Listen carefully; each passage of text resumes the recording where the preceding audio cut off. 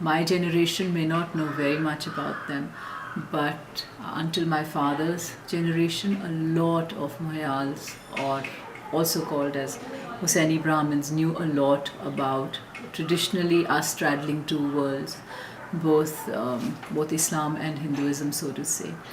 So when I grew up, my father was in the army. A lot of Muhiyals are from the army actually. And growing up, we didn't have any one religious kind of inclination. We practiced Hinduism, but we practiced every other religion as well, because in the army you have a masjid in the unit lines, you have a church in the unit lines, and you of course have the temple over there, and the Gurdwara. So we grew up very, very multi-faith kind of children over there, typically like many army children. But hearing my grandmother talk about stories about us traditionally as Mohyal Brahmins, as we are more frequently referred to now, I have beautiful memories of traditions that were, of growing up in traditions that were both Hindu as well as Muslim. For example, we would hear of relatives who would keep at least a couple of rozas. Relatives of ours would also observe Muharram. We had other Hussaini Brahmins who would, who would also go to the mosque or observe prayers on Friday.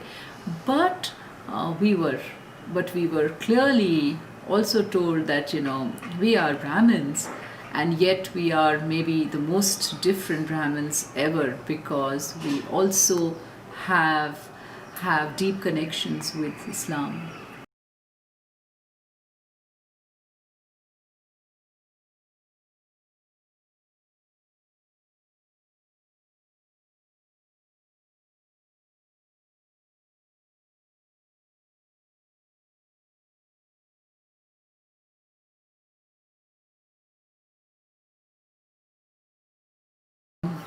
Harmony does not need religious divides, is what we grew up learning. And keeping with that tradition, we also had a lot of Sufi influence on our growing up. My brother, sister and I, all three of us, are deeply connected to Sufism. Not for anything else, but more, I think, because practicing Brahmins and practicing followers of Islam as well.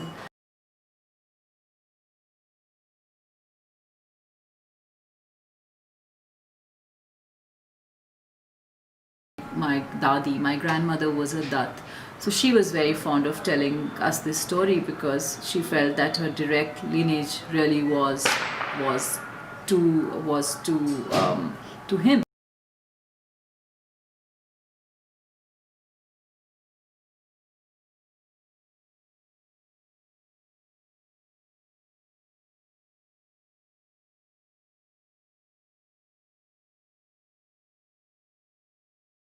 It's a matter of great pride that our ancestors, without a thought, sacrificed 7 of their sons. And if that spirit would run more deeply in today's times, religious conflicts would be a thing of the past.